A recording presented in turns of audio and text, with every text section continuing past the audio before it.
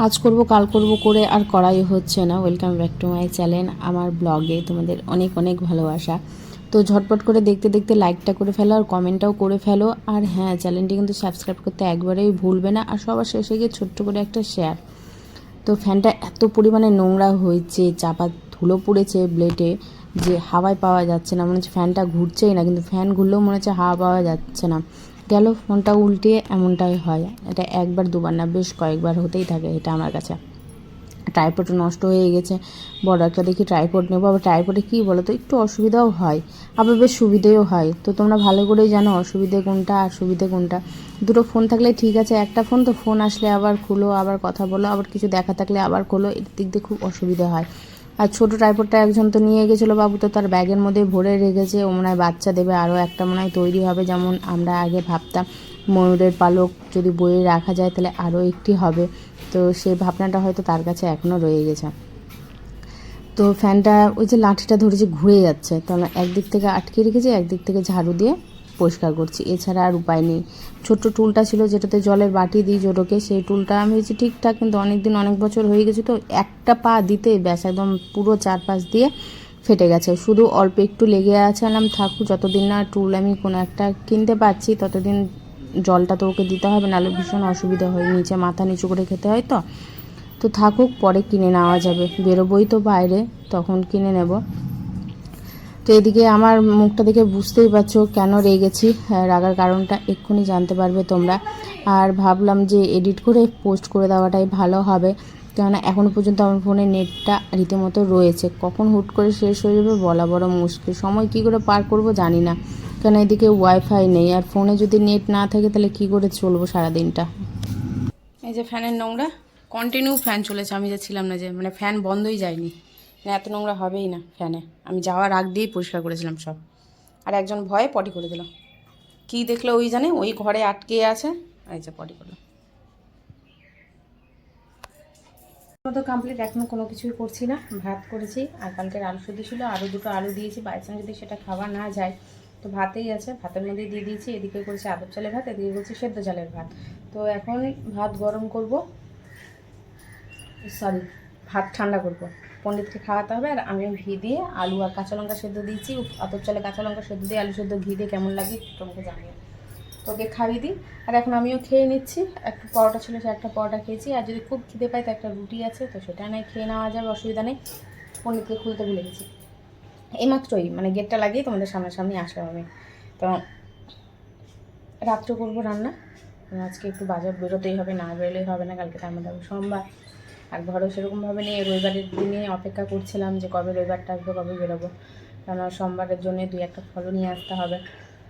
যাই হোক, আজকে বেরিয়ে এটাকে 2-1 সবজি আর বাকি ফলমূল সব কিছু নিয়ে আসবো, দিয়ে রাত্রে একবারে রান্না করবো। আজকে তো ভেবেছিলাম যে ছানা পোস্ত দিয়ে ছানা করব, আর এদিকে করবো মুগের ডাল, আর সোয়াবিন করতে ইচ্ছা করছিলো, তো ভাবলাম যে তাহলে দেখি অপশনাল, যদি সোয়াবিন সেরকমভাবে করলাম তো করলাম, না হলে ভেবেছিলাম কিছু একটা ভাজা করতে হবে, কারণ ডালের সঙ্গে ভাজা না হলে চলবে না। কালকে রাত্রেবেলা ওই ডাল, ছোলার ডাল তো ছিলই, এবার আলু দমও ছিল, মসুর ডালও সেদ্ধ করা হয়েছিল, মসুর ডালও সেদ্ধ করেছিলাম, এবার দ্বীপে লাগবে ভাজা।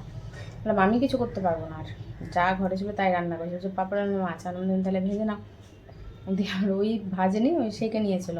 তো যাই হোক, ওই খেয়েছে, আমি আর নিয়ে আমি চানাচুর আর ডাল সেদ্ধতে ভাত খেয়ে নিয়েছিলাম, কেন আলুর দমটা ওর মতনই ছিল। আর একটা আলু নেওয়া হয়েছিল পণ্ডিতের জন্য, একটু মুখে স্বাদ ফেরার জন্য, নাহলে তো খাবে না। তো এই রাত্রে ছিল, আর দিনের এখন নিজের জন্য আর করে লাভ নেই, পণ্ডিতের জন্য করেও লাভ নেই, যা আছে যা করেছি ব্যাস এটাই এখন চালিয়ে নেবো। আর রাত্রে গরম গরম একবারে রাত্রে রান্না করব। রাত্রে ছানা নাও করতে পারি, ঠিক নেই, যদি মুডের উপর, ওটা যদি ইচ্ছে করলে তো করবো, না হলে ওই সয়াবিনের তরকারি আর মুগেরটা ভাত তো করেই নিয়েছে একবারে ঝামেলা ছুটি। কুমড়োর ডোগা নিয়ে বসলাম, কুমড়োর ডোগাতে নাকি বলে ফুল হচ্ছে না, আর আমি ফুল দেখেছি গাছে, হ্যাঁ তো বলছি ছেলে গাছ, দেখো কতগুলো ফুল ফুল আসছিলো গাছটাতে,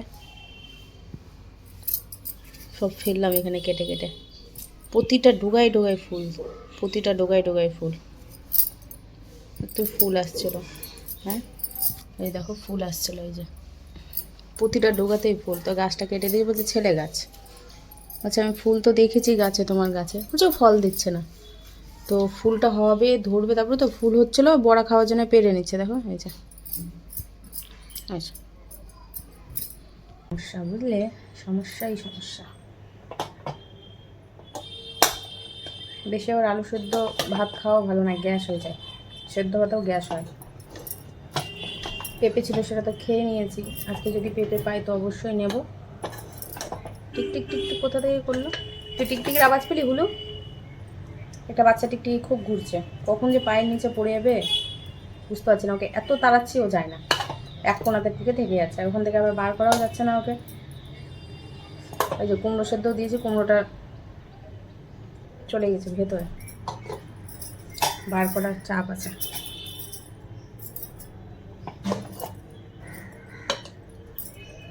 ফোনের নেটটাও শেষ হয়ে যাবে আজকালের মধ্যে, মনে হয় শেষ হয়ে আসবে। তো তোমরা যে কটা দিন দেখতে পাচ্ছ, ওটা একদিনেই আমি সবটি মানে ছিলই। এবার নেটের জন্য আমি ঠিকমতো করতেও পারছিলাম না। তো দেখছি নাকি ফুল নেটওয়ার্ক দেখাচ্ছে। আমি না যতটা পারি এডিট করি আর তোমাদের কাছে পৌঁছে দিতে থাকি। তো সেগুলো একদিন করে মানে ডেট বাই ডেট আমি শিডিউল করে তোমাদের কাছে পাঠিয়েছি। আর এই ভিডিওটা দেখতেই পাচ্ছ। তো এবার জানি না, যদি আজকে রাত্রে নেট শেষ হয়ে যায় তাহলে কালকে তোমাদের কাছে পৌঁছাতে পারবো না, কেন ওয়াইফাইও নেই, ওয়াইফাইও শেষ। নেট দেখতে দেখতে 1 মাস হয়ে গেল। মার বাড়িতে গিয়ে পৌঁছালাম, ব্যালেন্স শেষ হলো, ব্যালেন্স ভরে দিল, দেখতে দেখতে শেষ 1 মাস।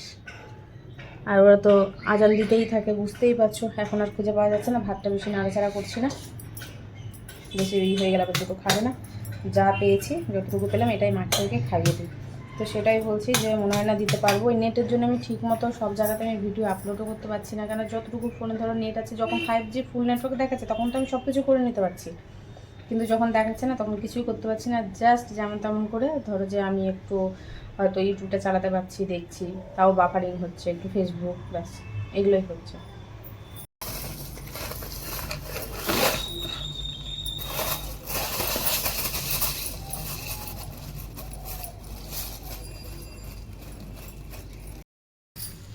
ঢেঁড়স আর সোয়াবিন এই দুটো নিয়ে না এখন করবো রান্না। সরি, একদিকে সোয়াবিনটা সেদ্ধ বসিয়ে দিই আর প্রেশার কুকারে ডাল বসিয়ে দিই, তাহলে রান্না হচ্ছে কি সোয়াবিনের তরকারি, ঢেঁড়স ভাজা আর ডাল। ভাত তো আছে, টেনশন নেই। আর আলু দেখতে হবে কতটা আছে। হ্যাঁ না, দুপুরবেলা আলু শুদ্ধ বেশ ভালোই আমি খেয়ে নিয়েছি। আর তারপর দেখছি জোরুকে ভাত দিয়ে মাখিয়েছিলাম, বলতে পারছি না আছে কিনা। তো না হলে ওই ডালে আলু দিয়ে দেবো। আলুও নেই গো। তো যাই হোক, কি বলবো না বলবো বুঝতে পারছি না। তো করছি, মানে কথা আটকে যাচ্ছে, কথা অনেক আছে, সেটাও বলতে পারছি না। ঢেঁড়স আর সোয়াবিন দিয়ে নিয়ে আসলাম, একটু সিঁড়ি দিয়ে উঠলাম, তাদের হাঁপিয়ে গেলাম।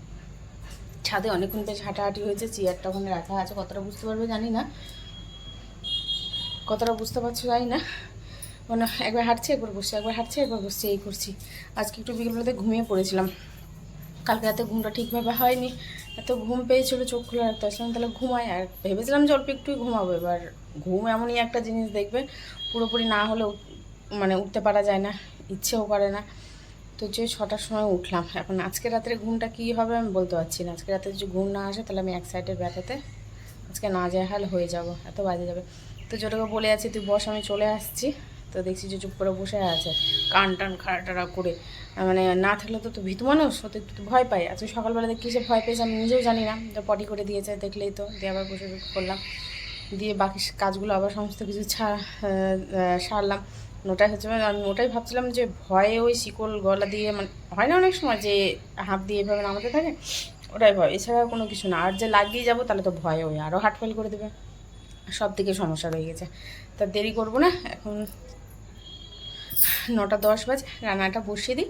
হয়ে গেল, আগে হয়ে গেল, একটু বসে থাকতে পারবো না। ওই রান্না করো খাও, মনে হচ্ছে নাকি পরপর এই জিনিসটা হলে একদম হাঁপিয়ে যা হয়, মানে কি শরীর চলে না, হাঁপিয়ে যায় এমন মনে হয়, যে ক্লান্ত ভাবটা বেশি লাগে। তার থেকে ভালো যদি আগে হয়ে যায়, আগে হয়ে যাবে, বসে থাকবো।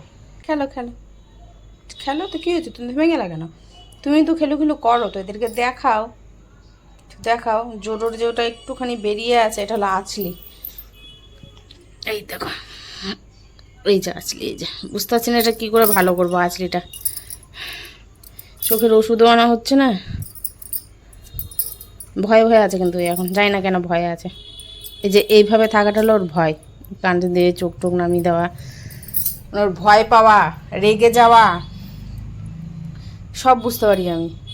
তো যে একটুখানি বেরিয়ে আছে, তো আঁচড়িটা খুবই ছোট ছিল, আমি ভেবেছি মনে হয় কিছু না কিছু একটা যেটা ঠিক হয়ে যাবে, যে কেন শরীরে ফুসকুড়ির মতো হয়, তো তো দেখছি যে ওটা বড় হয়ে গেছে। তারপরে পায়ের নিচেও হয়েছে একটা লম্বা লম্বা এরকম এতটা লম্বা হয়ে গেছে, জানি না ওটা কী। রান্নাঘরে চলেই আসলাম, আর এদিকে ফোন এসেছিলো যে কি রান্না হচ্ছে। আমি বললাম এটা হচ্ছে, তো বললো যে ডাল করতে হবে না, সোয়াবিনের ঝোলটাই করো।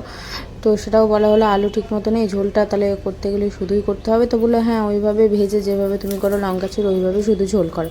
তো যেমন বলা তেমন কাজ, আমারই ভালো যত শর্টকাটে করা যায়। আমি এটা মনে মনে জানতাম যে যদি ও জানতে পারে তাহলে ডালটা ইগনোরই করবে, কেন আমার ঘরে দেখবে ডালটা খুবই কমই হয়, আর যদিও বা ডাল হয় দেখবে সেদ্ধ ডাল হয়, যে কোনো ডাল দেখবে সেদ্ধ হয়। আর যদি করিও দেখবে থেকে যায় ডাল, তোমরা আশা করি জানোই, এত বছর ধরে দেখছো। তো যারা যারা এখন পর্যন্ত আমার চ্যানেলটিকে সাবস্ক্রাইব করো, ঝটপট করে সাবস্ক্রাইব করো। ঢ্যাঁড়সটা আমি একদম কুচি কুচি করে কেটে নিচ্ছি, বড় বড় করে কাটলে হতো, কিন্তু দেখছি কুচি কুচি করে কেটে নেওয়াটাই বেশি ভালো হবে, তাড়াতাড়ি হয়ে যাবে, আমার ভাজাটা বেশি সময় লাগবে না। তো ঢ্যাঁড়স ভাজা সোয়াবিনের ঝোল এইভাবে আজকে রান্না। আর দুই একটা মানে আলুর টুকরো পড়ে আছে, দেখি সেটা দিয়ে আলু হাতের মধ্যে চটকে নিয়ে ঝোলটা তাহলে একটু গাঢ় টাইপের হয়ে যাবে, বেশি তো গাঢ় হবে না, মানে যতটুকু হওয়ার ততটুকুই হবে।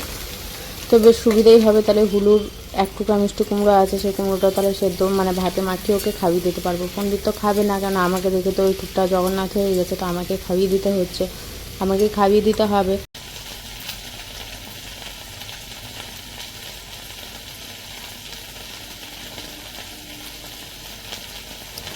আমার একটা খুবই বাজে স্বভাব কী বলতো, যখন আমি বাইরে বেরোই তখন আমি বেরোতেই থাকি, তখন আর ঘরে থাকতে আমার মন চায় না, আর যখন ঘরের মধ্যে একবার বসে যায় তখন আর বাইরে বেরোতে মন চায় না। আজকে যাবো বলেছিলাম না বাজার, না গো আজকে বাজার যাইনি, ওই সামনের দোকান থেকে ওই আবার অল্প কটা লঙ্কা নিয়ে নিয়েছি, আর একটু দোকান থেকে নিয়ে এলাম সোয়াবিন, আর ঢ্যাঁড়সটাও আজকে নিয়ে আসলাম, যেটা দেখতে পেলে যাওয়া হয়নি, যেতে ইচ্ছা করলো না, যে আবার অত দূর যাও কেন, রাত্রেবেলা এখানে ঠিকঠাকভাবে কটা দিন ধরে সবজি তো বসছেই না, আবার ওই বাজার আমাকে যেতে হবে। তো মনে মনে ভাবলাম যে আজকে সব কিছু এনে রেখে দেওয়ার থেকে কাল সকালবেলা বেরিয়ে যাবো, বেশ সুবিধা হবে, সব টাটকা টাটকা জিনিস চলে আসবে। এইভাবে আরও আমার শরীরটা নাড়াচাড়া দিলে মানে দিতে ইচ্ছা করলো না, এইভাবে আরও ঘরের মধ্যে থেকে গেলাম, এটা আমার খুব বাজে স্বভাব।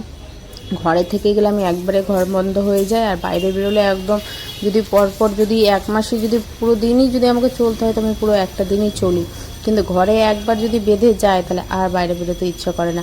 আর বিশেষ করে আমার বাজার না, সত্যি কথা বলছি, এই সবজি বাজারটা আমার একদম অতিষ্ঠ হয়ে উঠেছে, সবজি বাজার মাছ বাজার ভালো লাগছে না।